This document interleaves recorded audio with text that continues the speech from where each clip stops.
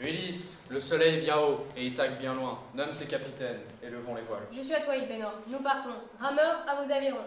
Politesse, tu commandes mon navire. Euryloque, Elpénor, vous montez à bord. Quel plaisir et surtout quel honneur, cousin, d'être bercé par l'océan à vos côtés. L'honneur est partagé. Souhaitons que le plaisir le soit aussi. Oh. Les maigres devant et les gros à l'arrière. Et toi, le rameur, viens. Ne crois ni aux légendes, ni aux hommes, ni aux songes, ni aux histoires. Mais alors que croire? Voilà le cœur du mystère. Personne sans doute. Athéna, ma fille, tu tombes bien. Il recommence. Qui, papa? Comment? Qui? Mais toujours les mêmes. Les hommes. Les hommes.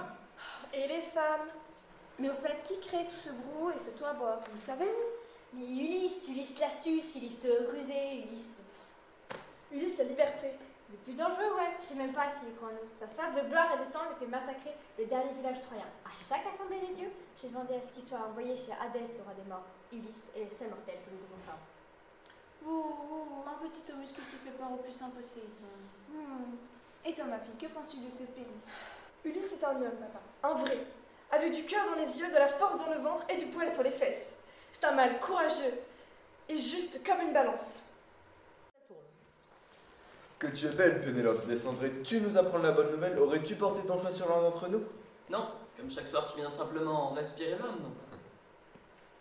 A-t-on des nouvelles du port? Elle espère encore, après 10 ans. Mais il pourrit sous terre, son Ulysse. A-t-on des nouvelles du port? Oh, il a plu, mais ne t'inquiète pas, c'était juste une ondée. Servante, venez me dire votre maîtresse.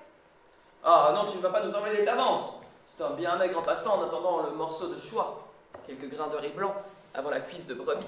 Les porcs ne mangent pas de brebis. Assez, assez, si tu dis qu'un paquet d'os blancs jonchant quelques rivages, roulant sur la mer, parle, fais-moi un signe. Il te vole, il me pille, il mange ton pot, il crache sur ma mère. Où es-tu? Peut-être déjà parmi nous, mais comment te reconnaître, toi qui m'as quitté à l'âge de 3 ans? On dit que j'ai tes yeux, et ton nez, et ton bras, alors je sais comment ça va finir. C'est moi qui vais devoir y aller pour sauver l'honneur, c'est-à-dire l'héritage. Mieux vaut être le fils d'un porcher que le rejeton d'un héros national. Bah oui, parce que je te ressemble peut-être pour ce que tu porterais, mais moi, j'ai pas des lauriers qui me poussent dans la cervelle. Que puis-je faire contre eux? À moi qui en a tout enseigné sur la vie et qui ne sait rien encore. À part que je t'aime et que tu me manques. Fais parler les dieux! Les interroge sans relâche et pas ne daigne me répondre. À quoi bon tous ces discours? Je le sais bien. Tu n'es plus Ulysse, mon père. Pardon, mais qui êtes-vous? Moi? Mais je suis Ulysse. Nous nous sommes présentés à l'instant, vous avez oublié? Certainement, mais ne vous frappez pas ici. Nous oublions comme nous respirons et parfois nous oublions même de respirer. Comment s'appelle cette plante? Le lotus, la fleur de l'oubli, notre seule nourriture. Waouh! Ces chevaux bleus sont magnifiques. Ah, je suis aussi bien que dans le ventre de ma mère. Wow. Politesse, Elpénor au vaisseau. Ah non. Au revoir. Nous attendons simplement que tu choisisses. Moi, je n'ai pas de préférence. Je vous trouve tous aussi ignobles les uns que les autres. Choisis, Pénélope, nous sommes à toi. Très bien. Alors, je crois que mon cavalier, ce sera... Madame, il est temps de tisser le suaire de Laerte. De quoi te mêles-tu des sorcières? Elle doit tisser le suaire de Laerte, le père d'Ulysse, et il est malade. Dès que j'aurai fini cet ouvrage, je me livrerai. Ton père est un héros, ton père est un guerrier. Et tu es qui, toi, pour me dire ça? Une poignante? Il a fait la guerre, il s'est caché dans le cheval de Troie. Ne pense pas, moi. Je sais qu'il pense à toi. Je peux te dire qu'il est ton père. Il a les cheveux longs et de l'Odyssée, c'est le plus illustre des guerriers. Je sais même pas la tête qu'il a. Je sais qu'il pense à toi. Tous les jours, il regarde vers toi. Ah, parce que tu le vis, peut-être. Il regarde vers toi et il se demande qui tu es, comment tu grandis, qu'est-ce que tu as fait aujourd'hui.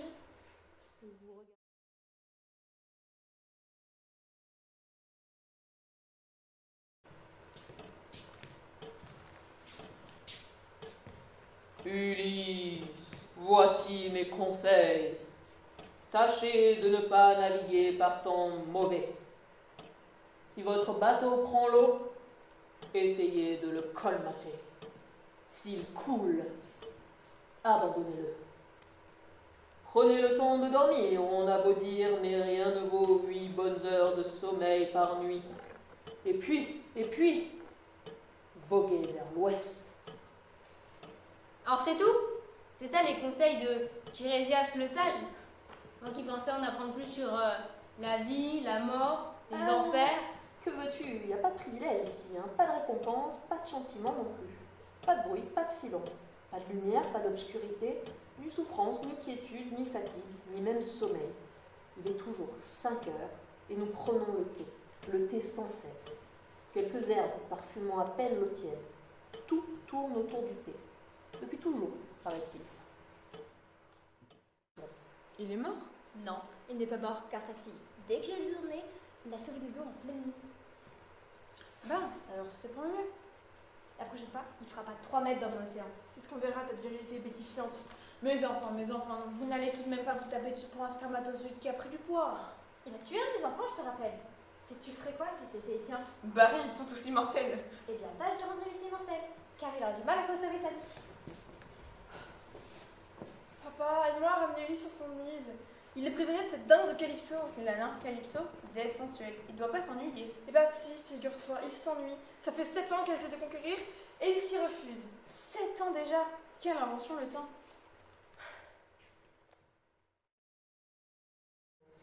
Tiens. Mais non, ce n'est pas possible. Et si... Va Ulysse, tu es libre. Enfin, c'est une façon de parler. Viens politesse, on peut enfin quitter cet enfer de paradis. Non, Ulysse, moi je reste. C'est ici mon Ithac et c'est toi qui me l'as conduit. Enfin, pense à ta femme. Non, mais crois-moi, je préfère rester ici. Et puis, songe-y toi aussi. Si toi aussi tu trouves ton Ithac avant le vrai Ithac, bah crois-moi, reste-y. Ça vaudra mieux pour toi. Merci, capitaine. Et puis surtout, n'oublie pas, hein, c'est toujours le soleil, ça restera la meilleure route. Et toi, ne reste pas trop longtemps dessous. Alors on retrouvera sa petite papa, mais son grand fils au chauffu. Papa ne vous a pas trop manqué. Lui, c'est bien heureux de vous retrouver après son voyage. Mais qu'il est beau, le grand Ulysse. Pensez-vous que les héros cherchent la gloire, le triomphe, l'exploit? Non, il cherche ses pantoufles. Vas-y, pars. Je ne te regrette pas, minable imposteur. Tu es passé à côté de tout, sans rien comprendre. Pas tout à fait exact. Je suis passée à côté de toi et j'ai compris. Adieu. Courage avec elle. Ainsi donc, chère Pénélope, nous t'avons dérangé dans ton pieux travail. Un travail sans fin d'après ce que nous avons pu comprendre. Qu'espérais-tu, en reculant sans cesse le jour où tu devrais te choisir, que nous abandonnerions? Non, ne t'aimons trop et nous demandons toujours ta main. Ce n'est pas ma main que vous demandez, mais le sceptre qu'elle tient. Vous l'avez pris. La force et la terreur règnent sous la porte de chaque maison. Ceux qui vous ont résisté ont été tués. À quoi puis-je bien vous servir maintenant? Je n'ai plus rien que vous puissiez voler, alors laissez-moi en paix. Sache que nous ne t'avons rien volé, Pénélope. Quand un pays pourrit, il faut bien que des hommes stoppent la gangrène et repoussent l'hémorragie. Préparons-nous. Nous passerons des fleuves, serons jetés dans la bataille et conviés à l'ensemble des dieux. Nous essuierons des tempêtes et des averses de lumière. Serons nimbés dans la brume. Pénétrerons dans des alcôves. Visiterons des îles et prendrons pied sur les récifs. Parfois, les uns prendront la poussière, à mort. D'autres survivront. Les dieux veilleront. Et toujours, le soleil ruissellera et révélera la beauté où il a la tragédie. Et toujours, les hommes se démèneront pour mener l'entreprise à bien. Mais derrière chacun d'eux, un dieu jouera son rôle.